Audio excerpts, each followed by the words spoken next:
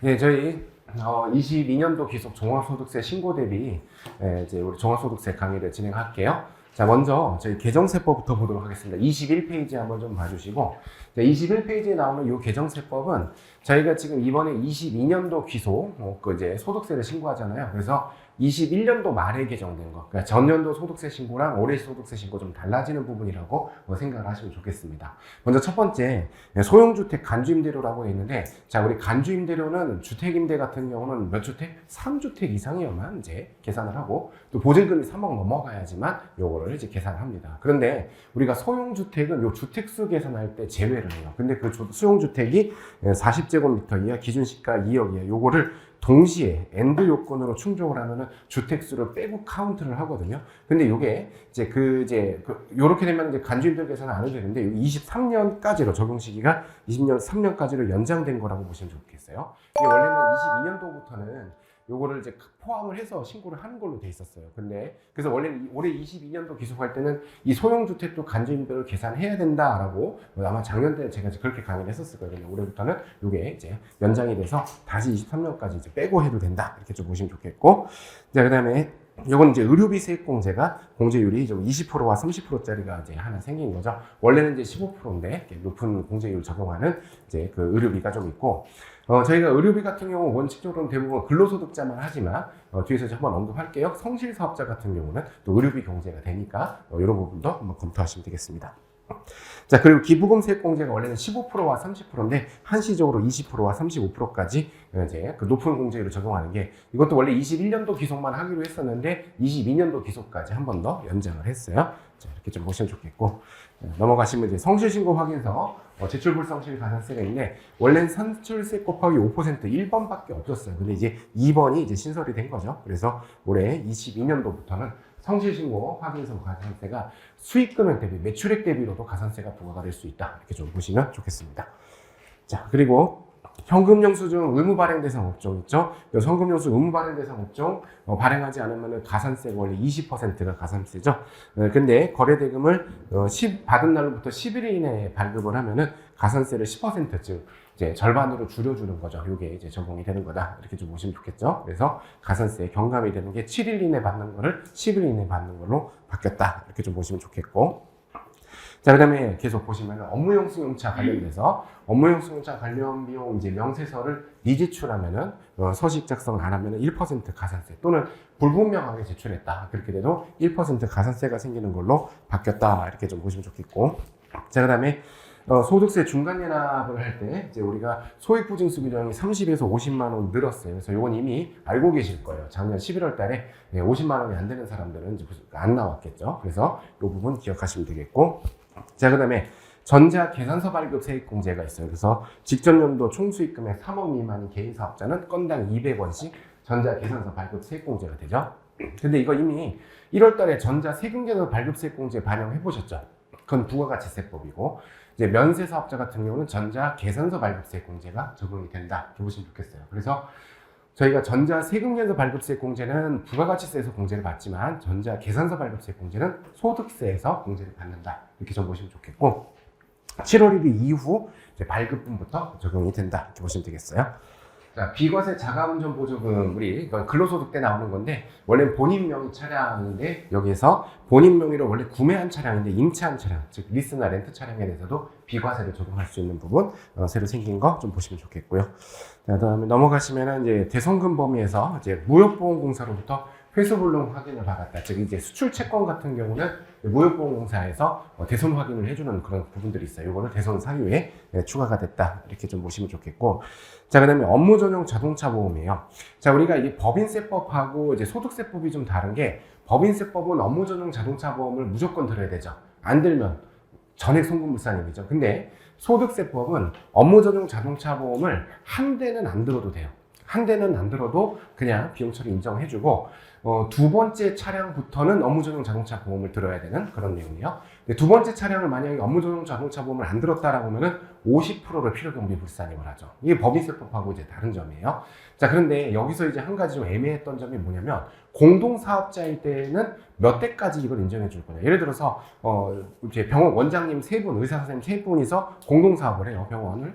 그러면은 이제 업무용 차량이 원장님 한 명씩만 타고 다녀도 세 대가 될 거잖아요. 그럼 세 대까지를 면제를 해줘야 될 것 같은데 이게 그냥 한 대만 제외되는 걸로 이제 바뀌었어요.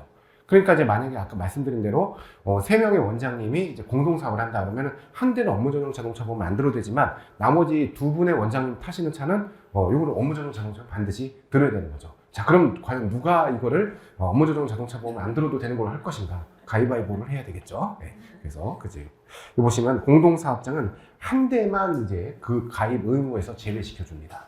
그래서 이제 공동사업자 사업자 한 분씩 다 차량을 타고 다니면 한 대를 제외하고 나머지는 업무전용 자동차 보험 들어야 되는 그 내용으로 한번 좀 보시면 좋겠고, 그 다음에 재해손실세액공제 이제 신청된 연장된 거, 그 다음에 중소기업 취업자 가면 이제 연장된 거 한번 보시면 되겠고요. 자, 오른쪽에 보시면 성실사업자에 대해서 의료비 세액공제, 이것도 23년까지로 연장이 됐다 이렇게 되어 있어요.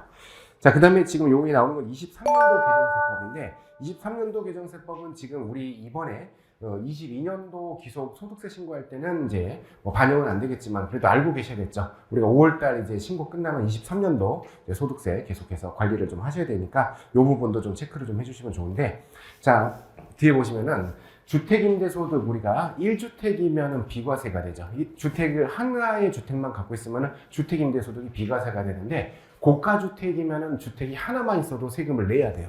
근데 그 고가주택의 기준이 현재 기준시가 9억에서 12억으로 바뀝니다. 근데 이 12억으로 바뀌는 거는 23년도 거부터 12억으로 바뀐다. 이렇게 좀 보시면 좋겠고. 자, 그 다음에 이제 우리 그 소득세 세율표가 조금 바뀌어요. 세율 자체가 바뀌는 건 아니고 지금 여기 나오는 요 1200만 원이 1400만 원으로 이렇게 바뀌어 나가요. 그 다음에 여기 4600이 5000으로 바뀌어요. 그러면은 지금 세금 부담이 어때요? 늘어나요? 줄어들어요? 조금 줄어들겠죠. 그래서 지금 여기 보시는 6%나 15% 구간에 계신 분들은 예전에는 1,300만 원이면은 이제 15% 적용됐는데 6%가 적용되니까 세부담이 줄어들겠죠. 그런데 이거를 가지고 지금 표를 짜서 쭉 보면요.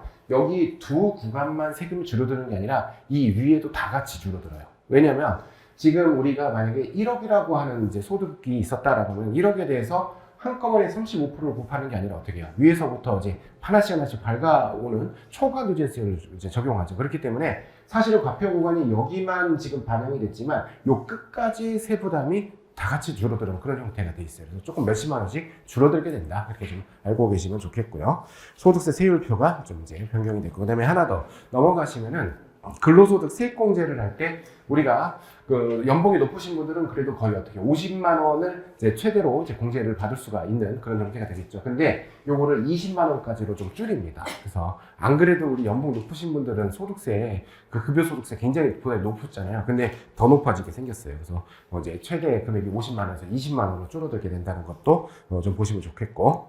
자, 그 다음에 밑에 10대 비과세. 월 20만 원으로 올라가서 이건 지금 다 반영하고 계시죠? 급여대장에다가. 자, 1월 1일부터 적용이기 때문에 반영을 하고 계실 거고. 자, 그 다음에 자녀세액공제가 있는데 자녀세액공제가 7세 이상인 경우만 되는데 23년부터는 8세로 또 바뀝니다. 그래서 요 부분도 이제 연말정산하거나 특히 조롱소득세 신고할 때 올해까지는 7세로 하시고 8세로 바뀐다. 이것도 좀 봐주시면 좋겠어요. 자, 연금계좌. 우리가 사적연금을 들면은 보통 지금 현재가 요거예요. 현재가 요거로 돼 있는데 400만 원하고 700만 원 되는데 연금 계좌만 저축만 하면 400이고 퇴직연금 IRP를 포함하면 700이 되는 그런 구조로 돼 있어요. 그런데 지금 현재는 50세 이상인 분들은 좀 한도를 더 주죠. 600과 900. 근데 23년도부터는 나이 상관 안 하고 전체 600과 900으로 늘어납니다. 그래서 전체적으로 납입 한도가 늘어날 거예요. 그래서 혹시라도 이번에 종소세 신고하면서 거래처에서 퇴직연금 이제 납입 한도가 늘어난다는데 이렇게 말씀하시면 23년부터 그렇게 늘어납니다. 이런 부분들까지는 알고 계시면 좋을 것 같아요. 네, 그 다음에 우리가 단순경비율 적용을 하려면 어떻게 돼요? 단순경비율은 직전 연도 우리 총수익금액 기준으로 이제 가나다로 나눠서 2,400, 3,600, 그 다음에 이제 6,000 이렇게 돼 있어요. 업종별로. 근데 우리가 실무하면서 특히 종소세 신고할 때 신고들이 많이 하시는 구사 코드 있죠. 인적 용역. 구사 코드는 얼마로 돼 있어요? 2,400이잖아요. 근데 그 구사 코드의 단순 경비율 적용 대상이 3,600으로 늘어납니다. 상당히 중요하게 바뀌는 것 중에 하나죠. 근데 요거는 23년 소득부터예요. 그러니까 이번은 판정하실 때는 어떻게 그냥 2,400으로 판정하시고 이번에 이제 23년도 소득은 3,600 기준으로 이제 그 다음 연도 이제 그 단순 경비율 적용 대상인지 여부를 판단하니까 이 부분도 중요하게 바뀌는 거 한번 좀 잘 체크해 보시면 좋겠어요. 자, 그 다음에 그 통합투자세액공제, 이거 국가전략기술에 대해서 세제 지원이 확대되는 거는 통합투자세액공제율이 조금 23년에 늘어나는 거니까 한번 좀 보시면 좋겠고요. 통합고용세액공제, 이거는 이제 뭐 설명할 시간이 좀 많지 않은데 그래도 저희가 지금 워낙 중요한 세액공제다 보니까 조금 알아두시면 좋겠어요. 원래 고용 관련된 세액공제가 고용증대 사회보험료 경력단절 여성 정규직 전환 육아휴직 복귀자 세액공제가 있었는데 이걸 싹 다 모아서 통합고용세액공제로 가요. 근데 이 통합고용세액공제를 갈 때 어떻게 가냐면 여기 3개 있죠. 요 3개를 묶어서 요거를 기본공제라고 가져가고요. 제가 책을 쓸 때 그렇게 썼어요. 요 2가지를 묶어서 추가공제 이렇게 가져갈 수가 있어요. 그래서 저 고용증대랑 사회보험료 그 다음에 경력단절 여성까지를 합쳐서 기본공제라고 부르고 그 다음에 정규직 전환 육아휴직 복귀자가 있었으면 추가공제가 들어가는데 보통 저희가 고용이 한 명 늘어나면 어떻게 해요? 고용증대세액공제 특히 이제 수도권 내 청년 같은 경우는 얼마 공제돼요? 1,100이 공제되죠. 1,100만 원 한 명당. 그리고 사회보험료를 이제 더하는데 지금 현재 바뀐 걸로 보면요. 수도권 내 중소기업 같은 경우는 1,450이에요. 그러니까 여기에 1,100만 원하고 뭐가 더 포함된 거예요? 사회보험료 350이 포함돼서 가는 거죠. 이게 훨씬 더 낫겠죠. 여러분 사회보험료 이번에 법인세 때 해봤지만 어때요? 정말로 그지 같은 제도예요. 계산이 너무 복잡해. 힘들고. 거기다가 막 그 지원금까지 빼고 그러니까 정말 죽을 것 같죠? 근데 지금 그런 거 생각 안 하고 고용 늘어나면 그냥 1,450. 얼마나 깔끔해. 괜찮죠? 또 우리가 청년 외 같은 경우는 원래는 700이죠. 근데 그 150만 원 더 합쳐서 850만 원으로 가져갑니다. 괜찮은 제도요. 편리하게 가져갈 수가 있고, 그다음에 통합고용세액공제 같은 경우는요, 보면은 청년의 범위가 또 나이가 늘어나요. 34세로. 원래 지금 현재 29세죠. 34세까지 청년으로 높은 공제율도 적용받을 수가 있고, 근데 이제 그 고용증대세액공제에 우리 어떻게 돼요? 고용 한 명 증대되면은 그 이후에 2년을 더해주죠. 그런 기본적인 구조는 똑같아요. 완전히 법 조문을 그대로 복사해서 가져갔기 때문에 지금 여러분들이 알고 계신 고용증대세액공제랑 금액만 다르고 거의 똑같은 제도라고 보시면 돼요. 약간의 차이는 있는데 그리고 이제 고용이 감소됐을 때 추징세 계산하는 방법도 다 똑같아요. 그래서 공부한 거 그대로 써먹으시면 돼요. 그대로 쓰시면 되는데 밑에 보시면은 여기 아까 이제 정규직 전환자가 있거나 육아휴직 복귀자가 있으면은 또 1,300만 원 추가로 또 세액공제가 적용이 된다라고 돼 있어요. 자, 근데 지금 여러분 우리가 현재 지금까지 올해까지는 이제 적용하고 있는 고용증대세액공제 있죠. 이 고용증대세액공제가 현재 조세특례제한법에 보면은 적용기한이 2024년까지로 돼 있어요. 근데 23년에 지금 우리 통합고용이 생겼죠. 그래서 지금 현재는 어떻게 되냐면 23년하고 24년까지는 통합고용세액공제와 기존의 이제 고용증대세액공제 중 유리한 거를 선택해서 적용받을 수 있습니다. 중복 적용이 이제 안 되는 그런 구조로 돼 있어요.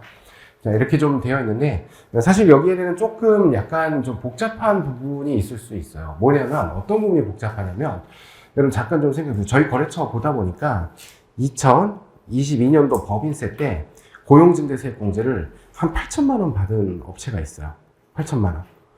이 8천만 원 받은 업체는 23년도에 뭘 받아요? 2차년도 공제를 또 받겠죠. 근데 계산을 해보니까 2023년에는 한 명 정도밖에 늘어나지 않을 것 같아요. 한 명이 늘어나면은 만약에 통합고용세액공제가 훨씬 더 금액이 크니까 얘를 적용받는다라고 하면은 어떻게 돼요? 지금 밑에 뭐가 있어요? 통합고용하고 기존 고용증대랑 선택해서 적용받죠. 그럼 통합고용을 적용받으면 이때 이 한 명에 대해서 통합고용을 적용받으면 이거에 대한 2차년도 공제는 뭐예요? 이거는 기존의 고용증대잖아요. 이거를 적용받을 수 있는지가 명확하지 않아요. 사실 명확하지 않다기보다는 법조문 그대로 보면은 못 받아요. 왜냐면 제가 여기 이렇게 써놨는데 이건 좀 풀어서 써놓은 거고 법조문에 뭐라고 돼 있냐면 26조의 8 통합고용세액공제는 고용증대세액공제 29조의 7을 적용하지 않는 경우에만 적용한다고 돼 있어요. 그러면 저기에 대한 2000년도 세액공제 29조 7에 들어있는데 그걸 적용하지 않아야만 통합고용공제를 적용받으니까 문제가 있죠. 그래서 제가 지난주에 이거 예규를 하나 신청해놨어요. 갑설, 을설, 병설 이렇게 해갖고 얘를 한 명 적용받으면 8천만 원은 못 받는다. 또는 얘를 적용받아도 2,000년도는 받을 수 있다. 뭐 등등. 또 하나 병설도 이렇게 해갖고 내놨어요. 이거 빨리 나와야 돼. 그래서 이거는 제가 나중에 지금 고용증대랑 통합고용은 따로 빼갖고 책자를 하나 만들까 싶어요. 예제랑 해서 비교라든지. 그래서 지금 이거 말고도 고용증대 통합고용 관련해서 좀 제가 이번에 법인세 실무하다 보니까 좀 문제가 되는 게 좀 많아서 지금 그 법인세 신고 끝나자마자 예규 신청을 몇 개를 지금 넣어놨거든요. 그 중에 하나 중에 좀 제일 중요한 게 이 부분이에요. 왜냐면 책을 어떻게 써야 될지를 모르겠어, 이게. 신규로 생각하고 쓰면 하겠는데 기존의 고용증대를 받다가 통합고용으로 넘어가면 어떻게 할 거냐 이제 이런 문제가 좀 있어서 한번 좀 참고해 보세요. 이런 거. 어쨌든 여러분들은 계속해서 김태형 쌤의 강의만 잘 들으면 따라오실 수 있어요. 해볼게요. 자, 그 다음에 22년도 소득공제분이라고 되는 게 뭐냐면 22년도 말에 세법을 개정했는데 이제 22년도 소득공제 되는 건데 여기 나오는 건 대부분 연말정산 때 다 반영이 됐을 거예요. 그래서 첫 번째 보면은 주택임차 차입금 원리금 상환의 공제 300에서 400은 늘어난 거 연말정산 하면서 기억해 보셨을 거고 월세 세액공제도 원래 10%와 15%였는데 15%와 17%로 상향이 됐죠. 우리 이제 그 성실사업자 같은 경우 또는 성실신고 대상자는 월세, 의료비, 교육비 세액공제가 되니까 또 참고해서 좀 보시면 또 좋겠고요. 자, 그 다음에 신용카드 소득공제 금액 늘어난 것들 좀까지 보시면 좋겠습니다. 자, 대부분 연말정산과 관련된 내용이니까 참고해서 여기까지 보시고 저희 개정세법까지 살펴봤어요. 한번 끊고 갈게요. 소득세 총선부터